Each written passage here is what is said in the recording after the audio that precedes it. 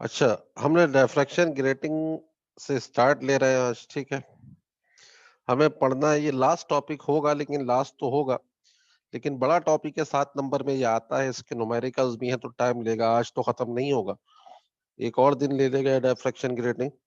तो हम स्टार्ट करते हैं डायफ्रैक्शन ग्रेटिंग। डायफ्रैक्शन ग्रेटिंग इस तरह से आता है पेपर में सवाल। 2018 में आया था, 2010 में आया था।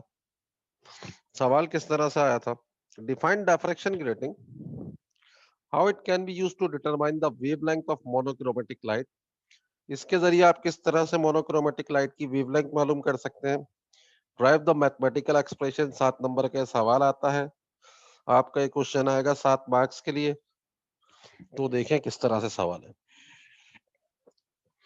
डायफ्रैक्शन ग्रेटिंग क्या है? सबसे पहले इसकी डेफिनेशन है।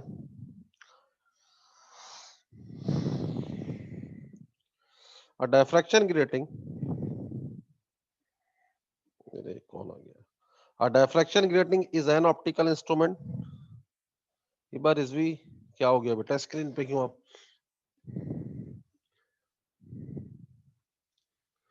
सर ये गलती से हो गया, सॉरी। अच्छा जी, मैं वो पिक्चर सेव कर। ठीक है, कोई मसला नहीं, स्क्रीन पे कोई ऐसा काम नहीं किया। ठीक है, आप इसको स्क्रीनशॉट कर लो ना, पूरे ले लिया करें स्क्रीनशॉट, ठीक है ना। नाम आ जाता है इस पे, मैंने ऑन किया हुआ है, तो मैं समझा कि कोई आप लाइन वगैरह बच्चियां मारती हैं, लेकिन लाइन वगैरह आपने नहीं लगाई, आपने शायद वहां पे स्क्रीन पे क्लिक किया होगा का नाम आ गया, ठीक है ना।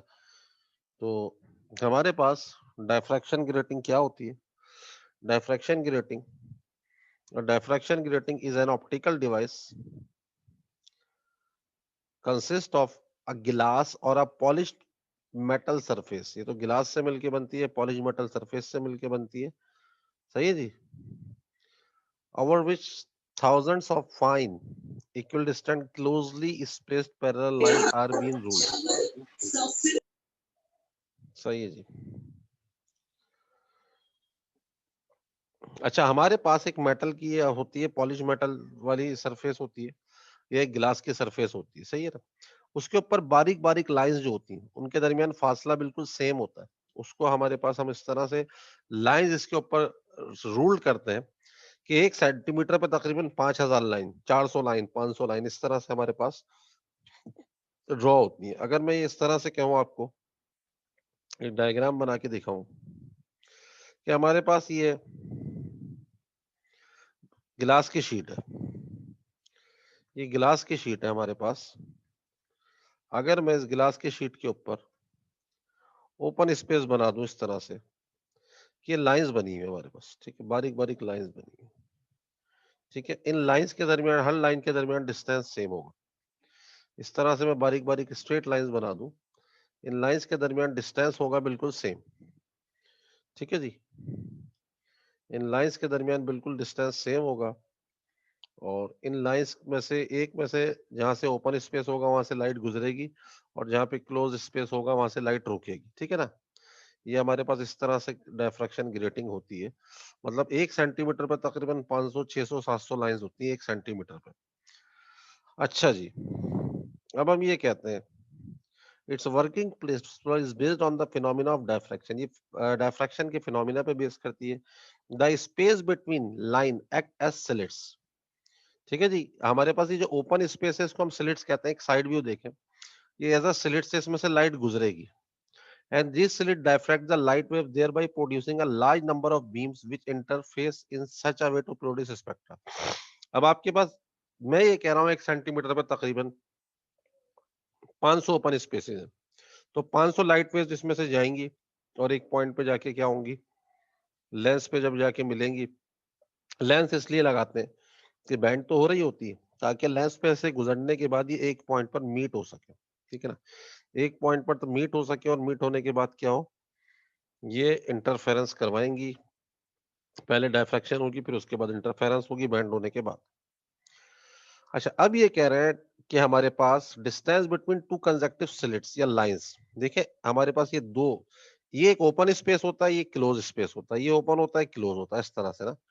अगर मैं कहता हूं कि हमारे पास ये क्लोज स्पेस एक है, देता हूं, और ओपन स्पेस को बी कह देता हूँ, ठीक है ना। If A is the separation between the slits, two slits के दरमियान अगर स्पेस हमारा कहलाता है ए, अगर ये डिस्टेंस हम कहते हैं कि ए के बराबर है, ठीक है, ये ए के बराबर है और ओपन स्पेस बी के बराबर, तो D is equal to A plus B कहलाएगा। यानी क्लोज स्पेस को की लेंथ को हमने ओपन स्पेस की लेंथ से ऐड कराया तो डी बनेगा। डी कहलाता है हमारे पास grating element. Then grating element D is given by D बराबर होता है ए प्लस बी। इसका दूसरा फार्मूला डी किसके बराबर होता है, लेंथ ऑफ ग्रेटिंग जो कि मीटर में, लेंथ ऑफ ग्रेटिंग जो कि मीटर में होती है divide by number of lines, length of grating divided by number of lines. या हम डी को लिख सकते हैं l, l in metre divided by N.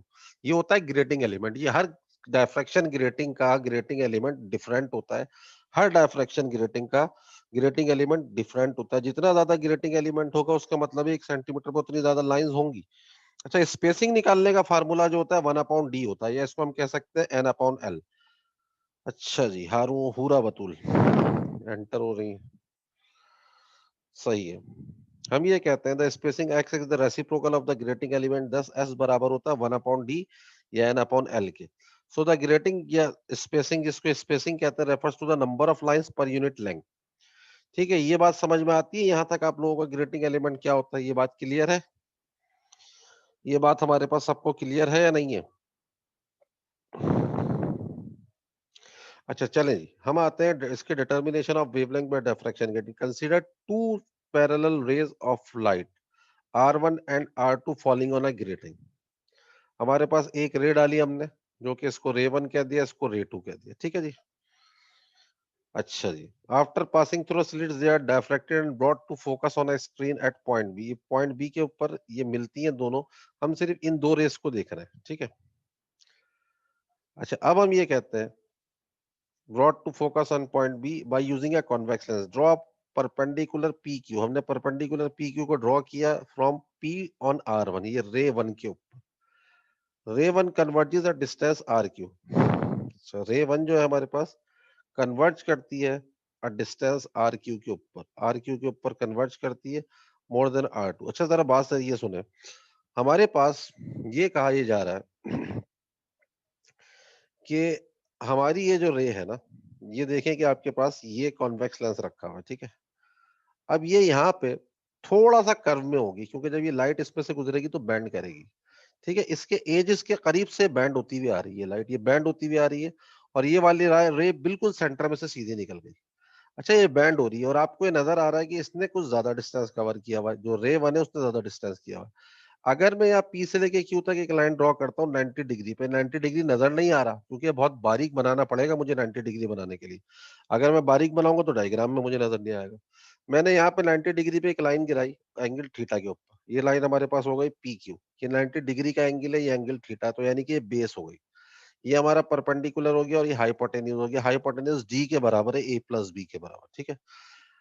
अच्छा जी, अब अगर इस डायग्राम को हम सीधा कर देते, सीधा हमने किया तो हमारे पास ये किसके बराबर आ गया, पी क्यू, जो कि बेस के बराबर है।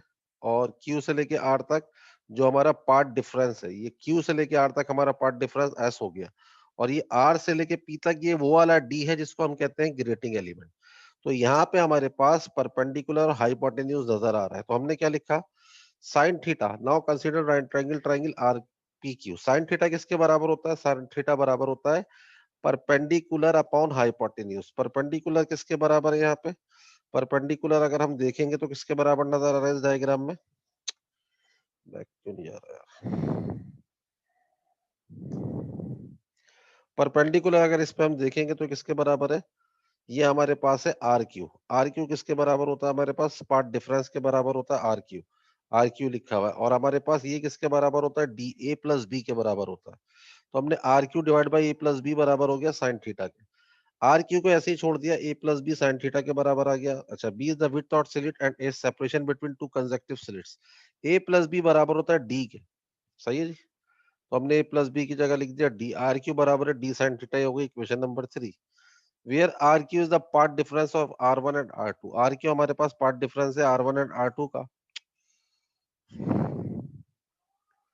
We know that for constructive interference at point B, path difference between R1 and R2 will be. अच्छा, पार्ट डिफरेंस क्या होना चाहिए कंस्ट्रक्टिव इंटरफेरेंस के लिए, क्योंकि हमें कंस्ट्रक्टिव ही नजर आएगी, डिस्ट्रक्टिव नजर आएगी, या तो 0 हो या लैम्डा हो या 2 लैम्डा हो या 3 लैम्डा हो या m हो। अच्छा, पार्ट डिफरेंस आर क्यू हमारे पास है, पार्ट डिफरेंस जिसको हम एस भी कह सकते हैं, ठीक है। हम यहाँ पे इसको एस भी लिख सकते थे, पार्ट डिफरेंस को हम एस भी लिख सकते थे, आर क्यू भी लिख सकते थे। एस बराबर है डी साइन थीटा के। एस की जगह मैंने सीधा सीधा क्या लिख दिया, आर क्यू बराबर होता है एस, एस बराबर होता है M lambda for bright points या bright fringes, putting the value in equation number 3। Equation number 3 में वैल्यू पुट कराई तो एम लैम्डा बराबर हो गया डी साइन थीटा के, where m is the order of grating, ये कहलाता है ऑर्डर ऑफ ग्रेटिंग।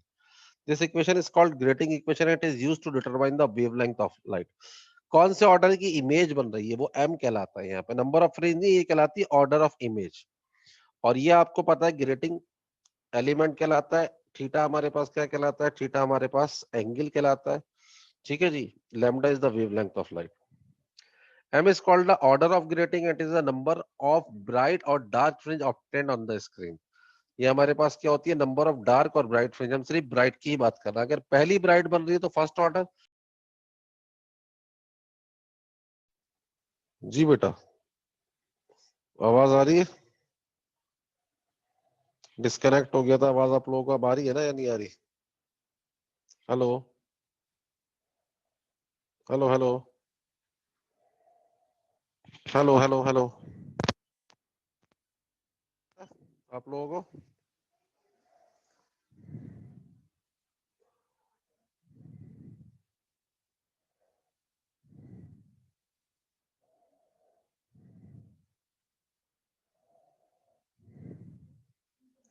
आवाज आ रही है?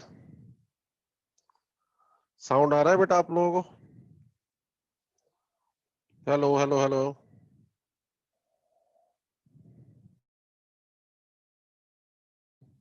Hello hello hello hello hello hello hello hello hello hello hello.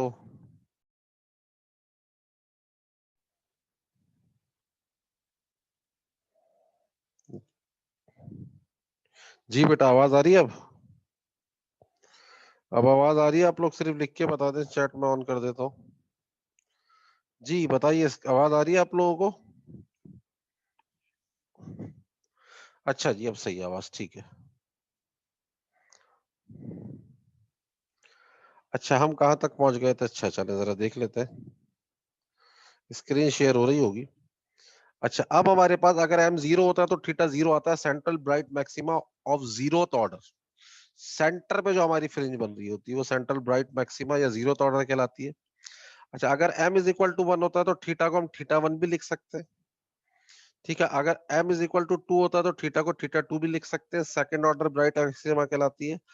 First order bright maxima path difference lambda होता है, second order bright maxima path difference 2 lambda होता है। With the increase in m fringe of decreasing width, जब हमारे पास m बढ़ता रहता है तो फ्रिंज की हमारे पास डिक्रीज होती रहती है विड्थ। यंग डबल स्लिट में ऐसा नहीं होता था, तमाम फ्रिंजेस की चौड़ाई बराबर होती थी। यहाँ पे तमाम फ्रिंज बढ़ते रहोगे तो फ्रिंजेस की चौड़ाई बढ़ती रहेगी, and less brightness are obtained. अच्छा जी, ब्राइटनेस भी कम होती रहती है। No order of line is possible at theta is greater than 90 degree. No order of line is possible, ठीक है ना। अगर थीटा 90 डिग्री से बड़ा हो जाएगा तो नहीं होगा, ठीक है ना, क्योंकि साइन 90 कितना होता है, साइन 90 हमारे पास साइन 0 1 होता है, या साइन 0 0 होता है, और साइन 90 1 होता है। साइन 90 के बाद हमारा नहीं होगा। अच्छा, characteristics of grating spectra, spectra of different orders are obtained symmetrically on both the sides of zeroth order image, ठीक है। जीरोथ ऑर्डर के ऊपर भी बनेगा, नीचे भी बनेगा। Spectral lines are almost straight and quite sharp, बिल्कुल हमारे पास स्ट्रेट होती है और शार्प होती है। Spectral colour are in the order, order में होते हैं। अच्छा, ये सारी चीजें बात कुछ नहीं लिखनी, यहाँ तक आपको लिखना होगा, सिर्फ और सिर्फ यहाँ तक। ये एंड होगा इस हमारे पास डिफ्रैक्शन ग्रेटिंग का। स्टार्ट हमारा यहाँ से होगा, डायग्राम बनेगी और यहाँ तक लाके आपने एंड करा देना। कंक्लूजन वगैरह कुछ भी नहीं लिखनी। क्लियर है बेटा? बताइए, और कोई सवाल? इसके न्यूमेरिकल करने से पहले कोई सवाल हो तो बता दें आप मुझे। कोई सवाल आप लोगों का?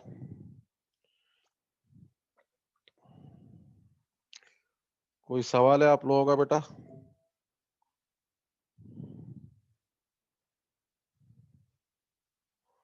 हाँ जी।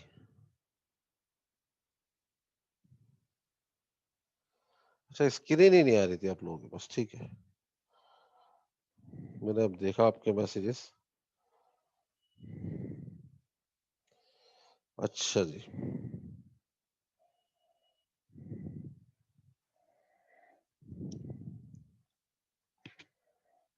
तो हमारे पास ये इसकी कंक्लूजन है। कंक्लूजन आप पढ़ लें।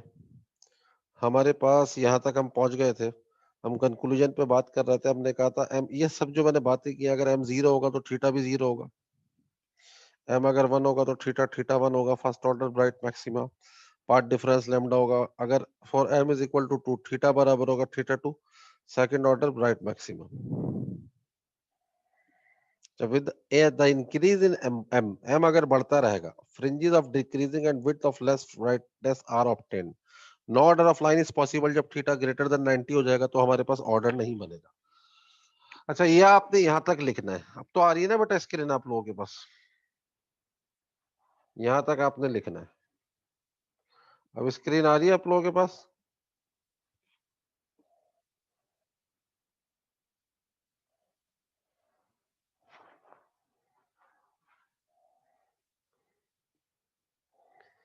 अब तो सही है ना स्क्रीन? नोट कर लिया आप लोगों ने? यहां तक ये लास्ट टॉपिक था इसका, जितना बताया जा रहा है उसका चैप्टर नंबर 9 के लास्ट टॉपिक होगा।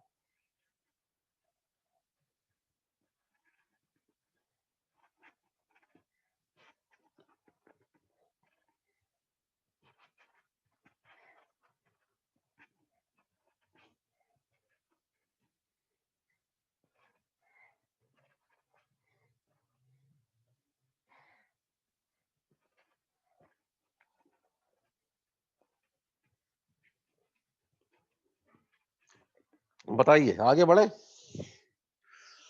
न्यूमेरिकल की तरफ आए।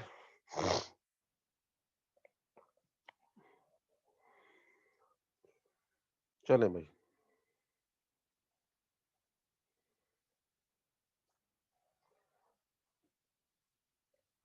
सवाल करते हैं।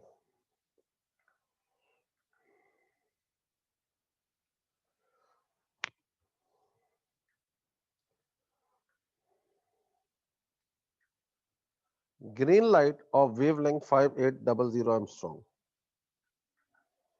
Green light of wavelength 5800 angstrom.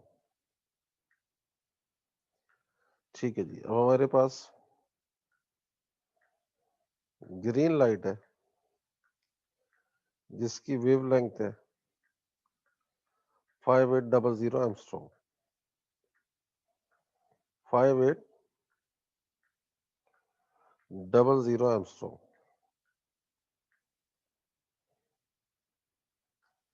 Double zero angstrom.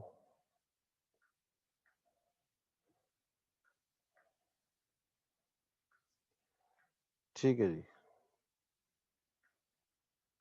इसको हम कह सकते हैं 5800 एक्सपोनेंट -10 मीटर।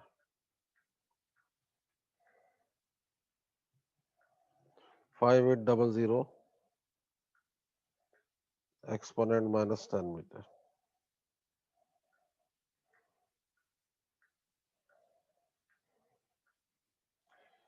ये हमारे पास ग्रीन लाइट।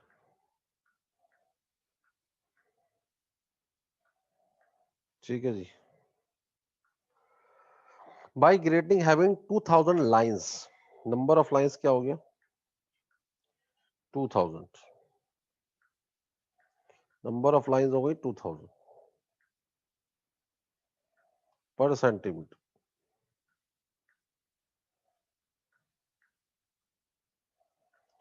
ठीक है जी। एल हो गया 1 सेंटीमीटर। 1 सेंटीमीटर हो गया। ठीक है जी।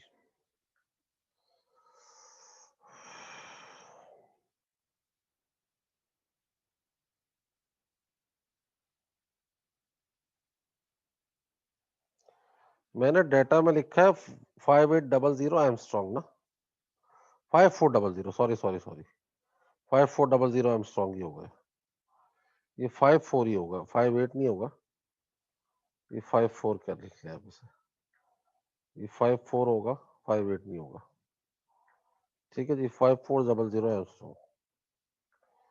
1 सेंटीमीटर नंबर क्या हो गया, लेंथ हो गई 1 सेंटीमीटर, 1 सेंटीमीटर को मीटर में लाएंगे तो 0.01 मीटर हो गई, 0.01 मीटर,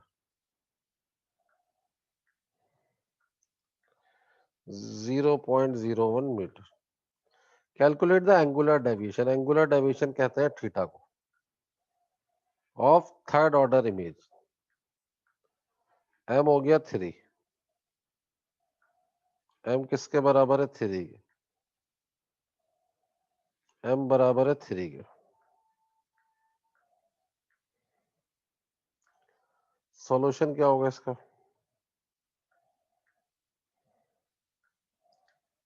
सॉल्यूशन डी निकालेंगे सबसे पहले। डी बराबर होता है एल, एल होना चाहिए मीटर में, हमने कर दिया उसे, L in metre divided by number of lines, number of lines. L कितना हो गया यहाँ पे 0.01, 0.01 डिवाइडेड बाय एन कितना है 2000। ये कितना आता है जरा देख लेते हैं, 2000। जरा डी निकालो कितना आ रहा है, डी आ रहा है 5 exponent minus 6 metre, 5 exponent minus 6 metre आ गया, 5 एक्सपोनेंट माइनस 6 मीटर। डी आ गया 5 एक्सपोनेंट माइनस 6 मीटर, ये आ रहा है D, D is equal to 5 exponent minus 6 metre. ठीक है जी, ये आ गया डी। सही है। अब इसके बाद डी साइन थीटा किसके बराबर है, एम लैम्डा के। D sine theta is equal to M lambda, D sine theta बराबर है एम लैम्डा, थीटा बराबर है एम लैम्डा, एम लैम्डा। ठीक है, अब हमें इसमें एम भी पता है, लैम्डा भी पता है, यानी कि हमें थीटा निकालना है। साइन थीटा किसके बराबर हो जाएगा, M lambda divided by D. ठीक है जी, M lambda divided by D. M की जगह क्या पुट करेंगे 3 डिवाइडेड बाय डी, एम की जगह आएगा 3, डी की जगह आएगा 5400 exponent minus 10, 3 multiply by 5400 exponent minus 10 divided by 5 exponent minus 6। ये आ जाएगा साइन थीटा 0.324, 0.324। साइन थीटा बराबर आ जाएगा 0.324। ठीक है जी, ये आ गया साइन थीटा 0.324। ये है हमारे पास साइन थीटा की वैल्यू। थीटा किसके बराबर आ जाएगा, sine inverse of 0.324, sine inverse of 0.324, inverse of 0.324। क्या आंसर आ रहा है बेटा, कितना डिग्री आ रहा है 324।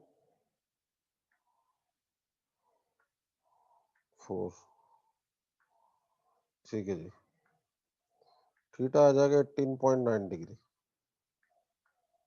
18.9 डिग्री।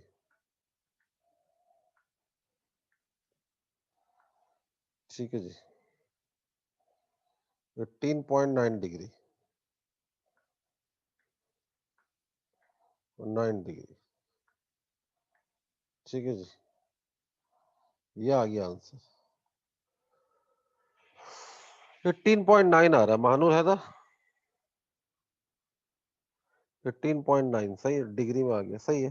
0.905 तो ठीक है, 18.9 डिग्री भी कह सकते हैं इसे। ठीक है जी, आ गया। ये हमारा सवाल हो गया, 2014 में भी आया था ये, और क्वेश्चन नंबर 5 है बुक का।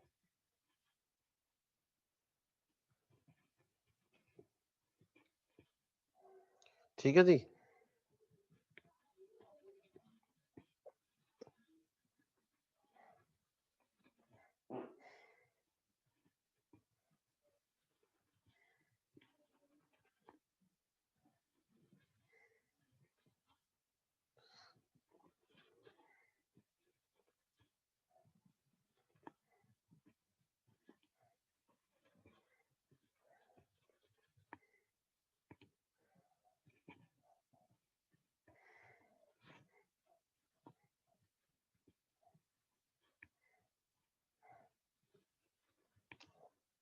चलें जी, आगे बढ़ते हैं।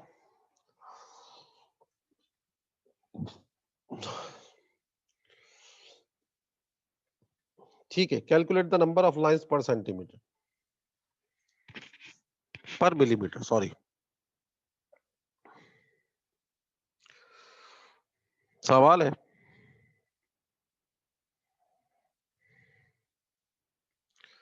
Data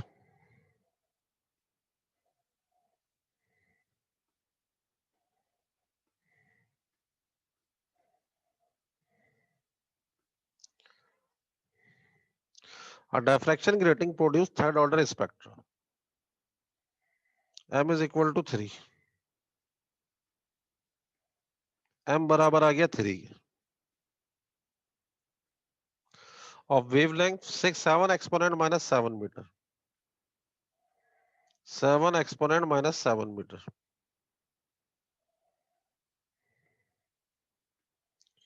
exponent minus 7 metre.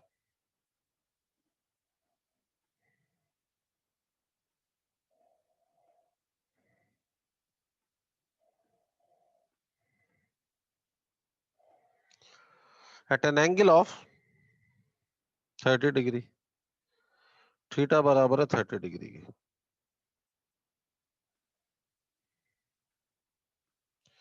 Theta is equal to 30 degree,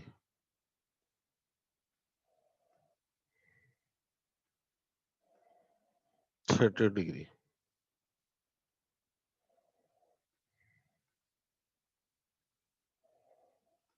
सही है जी। अच्छा जी, what is the grating element D, D मालूम कर लेंगे, D sine theta is equal to M lambda से। अच्छा, जब डी मालूम हो जाएगा तो क्या होगा आपके पास, ये कह रहे हैं नंबर ऑफ लाइंस, यानी एन मालूम करना है, एन मालूम करना है पर मिलीमीटर, लेंथ है 1 मिलीमीटर। 1 मिलीमीटर का मतलब कितना हो गया, 1 exponent minus 3, 1 exponent minus 3 metre. तो पहले D sine theta is equal to M lambda लगाएंगे, फिर आप क्या करेंगे, D sine theta is equal to M lambda लगा के क्या करेंगे, आप सबसे पहले डी मालूम करेंगे। जब डी मालूम हो जाएगा तो आपके पास, जब डी मालूम हो जाएगा उसके बाद क्या करेंगे, D is equal to L upon N लगाएंगे।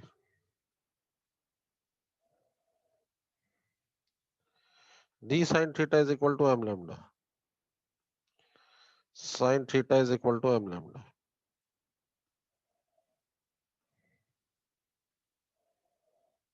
Is equal to M lambda.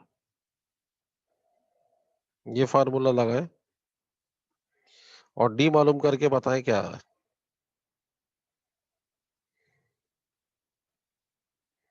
M कितना, 3,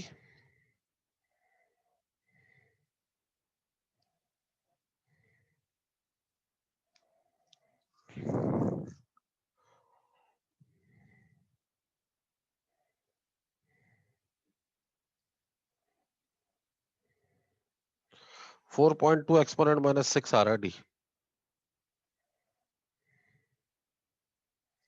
4.2 एक्सपोनेंट माइनस 6 मीटर।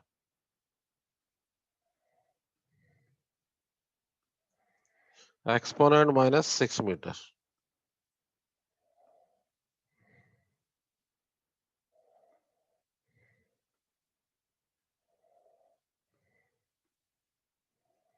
ये आ गया डी। फिर उसके बाद डी बराबर होता है एल अपॉन एन के।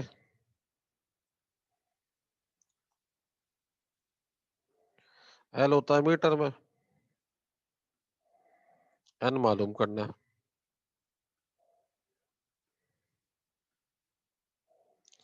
एन बराबर हो गया एल अपॉन डी के।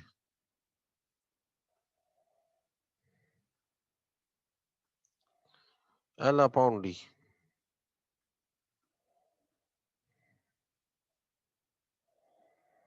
एल कितना हुआ 1 एक्सपोनेंट माइनस 3।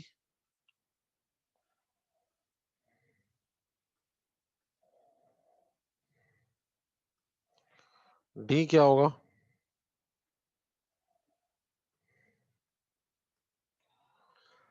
डी लगा दें अब इसमें जो भी है।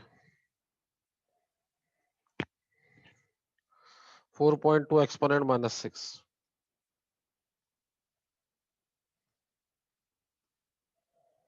Exponent minus 6।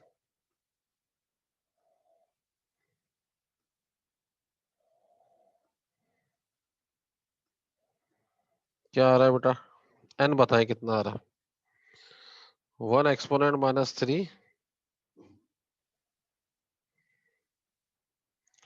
Divided by 4.2 exponent minus 6। 238 lines पर मिलीमीटर कह सकते हैं, 1 मिलीमीटर पर 238 लाइन्स थी। एन आ रहा है 238 लाइन्स पर मिलीमीटर। लाइन्स पर मिलीमीटर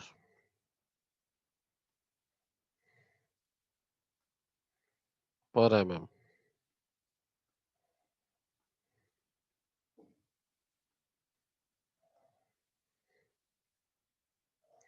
ठीक है जी। ये हो गया बेटा।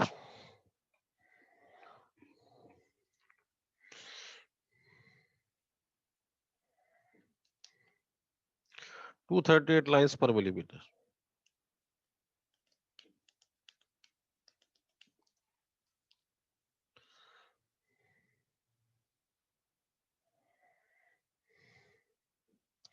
आगे बढ़े।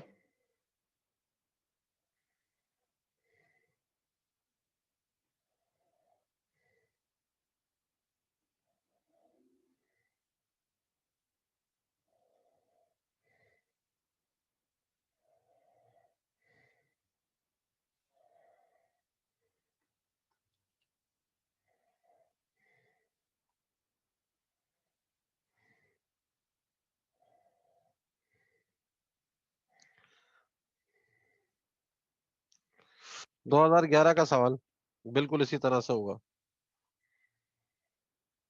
फर्स्ट ऑर्डर m हो गया 1, लैम्डा हो गया 6 exponent minus 7 metre at an angle of 20 degree, theta हो गया 20 degree. Calculate the number of lines per millimetre. ये नोट कर ले सवाल।